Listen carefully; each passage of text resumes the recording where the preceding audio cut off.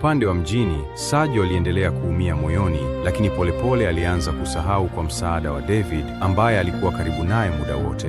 Baada ya kazi kubwa aliyoifanya kwenye kampuni, Alice akaamua kuwapa mapumziko, lakini kabla hawajaondoka akamwambia Sajo kwa uzito na kukabidhi jukumu la kumtizama David. Sajo akamtoa wasiwasi, kila kitu kitakuwa sawa. Baadaye wakakaa wakifikiria waende wapi kupumzika. Wakakubaliana kwenda Morogoro, bila kujua huko ndiko walipoishi pacha wa David. Wakati huo huo, wafanyakazi waliokuwa wakila rushwa kwenye kampuni waliendelea kuumia baada ya mipango yao kuvurugwa na David na Sajo. Wakaanza kupanga kumteka David ili waombe pesa kwa Alice kama ransom.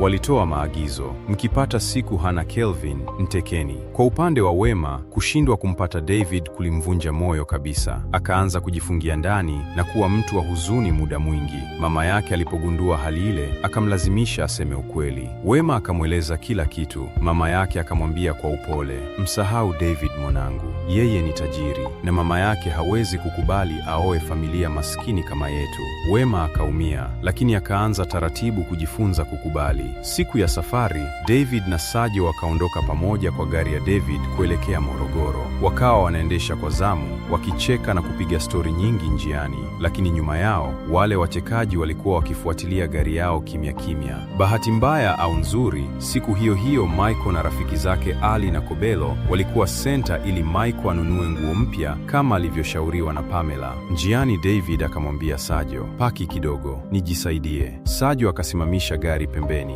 David akaingia kichakani, lakini wakati huo huo vijana waliotumwa na Nicolaus wakamuona David kwa mbali. Wakadhani ni Michael baada ya kubadili muonekano. Kutokana na kufanana kwao, wakamvamia ghafla na kumpiga vibaya sana hadi akapoteza fahamu.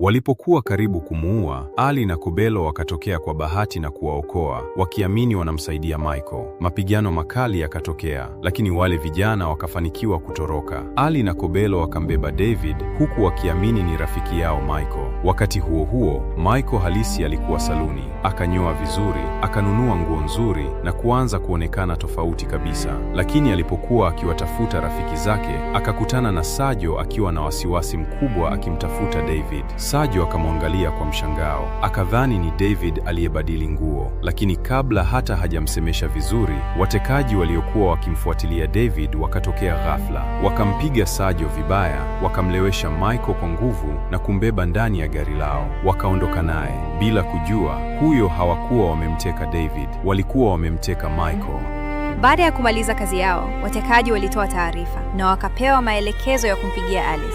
Sauti ya upande wa pili ilikuwa nzito na ya kutisha. Ukimtaka mwanao akiwa hai, leta milioni 100 taslimu. Alice alichanganyikiwa. Moyo wake ulipasuka kwa hofu ya kumpoteza mtoto wake wa mwisho. Kwa sauti ya machozi, akaahidi kutoa pesa zote watakazotaka kwa ombi mmoja tu. Tafadhali, msimdhuru mwanangu. Upande wa kijijini, baada ya kumsaidia David wakidhani ni Michael, Ali na Kobelo walimpeleka nyumbani kwa shangazi Pamela. Shangazi alipomuona akiwa ametapakaa damu na hajitambui, alipiga yowe la uchungu. Ali na Kobelo wakamweleza ukweli. Waliofanya hivi ni vijana wa Nicolaus. Hasira zikamjaa shangazi Pamela. Bila hata kufikiri mara mbili, akaelekea kwa mwenyekiti wa kijiji na kutoa onyo kali. Mwambieni huyo mkwe wenu mtarajiwa amuache mwanangu. Wakati wa mzozo huo, Stella alisikia kila kitu. Na hapo ndipo aligundua Michael alikuwa katika hali mbaya sana. Usiku huo, Stella akaamua kutoroka kwa siri kwenda kumuona Michael. Lakini alipofika,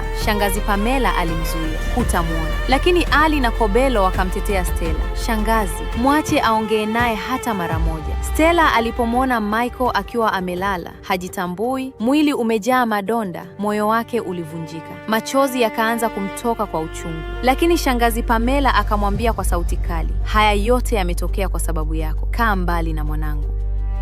Stella akaondoka akiwa amevunjika moyo. Kesho yake mjini, Alice alikusanya pesa kama alivyoagizwa na kuanza safari kuelekea sehemu ya makubaliano. Lakini wakati huo huo, Michael alikuwa amerudisha fahamu na watekaji wakafanya kosa kubwa. Walimdharau wakidhani ni David, mtoto wa kitajiri asiyeweza kupigana. Wakamfungua mikono ili ale, lakini ghafla Michael aliwageukia. Mapigano makali yakaanza, akawapiga vibaya, kisha akatoroka. Watekaji wakaanza kumkimbiza wakiwa na mapanga na bastola. Michael akakimbia bila mwelekeo hadi akafika karibu na barabara kuu, lakini kutokana na hofu na kuchanganyikiwa hakugundua gari lililokuwa likija kwa kasi. Gari hilo likamgonga. Aliyekuwa akiendesha alikuwa Alice. Alice alipomuona mwanaume huyo akianguka mbele ya macho yake, moyo wake ulisimama. Aliposhuka na kumwona vizuri, akaanza kulia kwa hofu. David! David! Kwa haraka akambeba ndani ya gari na kumkimbiza hospitali. Watekaji wakabaki gizani wakimtafuta Michael hospitalini. Madaktari walimpokea kwa haraka na kumpeleka chumba cha matibabu. Wakati huo huo, David naye alikuwa akiamka kijijini, lakini alijikuta kwenye chumba cha kawaida sana, tofauti kabisa na maisha ya kifahari aliyoyazoea. Kutokana na utulivu na akili yake, hakukurupuka. Akaanza kuangalia mazingira kwa makini, na ghafla macho yake yakatua kwenye picha ukutani. Picha ya mwanaume aliyefanana naye kila kitu: uso, mwili, macho. Tofauti pekee, alikuwa amevaa kimaskini. David akabaki amedua, huyu ni nani? Na kwa nini anafanana na mimi hivi? Mara shangazi Pamela akaingia. Alipomwona akiwa macho, alimkumbatia kwa furaha kubwa. Michael mwanangu, nilidhani nimekupoteza. David akabaki kimya. Michael, shangazi Pamela akagundua kuna kitu hakipo sawa, lakini akahisi ni kutokana na kipigo. Akamwambia apumzike kwanza, lakini ndani ya moyo wake David alianza kujiuliza maswali mengi. Upande wa mjini, Michael naye aliamka, lakini akajikuta hospitali ya kifahari, amevaa nguo ambazo si zake. Akachanganyikiwa na kuanza fujo. Nataka kumwona shangazi yangu. Madaktari wakajaribu kumtuliza, ndipo wakamwita Alice. Daktari akamwambia Alice, inawezekana David amepata mshtuko wa ubongo, anaweza asiwe anajitambua. Alice akaanza kulia, akamwonyesha picha zao za zamani ili kumkumbusha, lakini Michael akasema kwa msisitizo, mimi sio huyo mtu.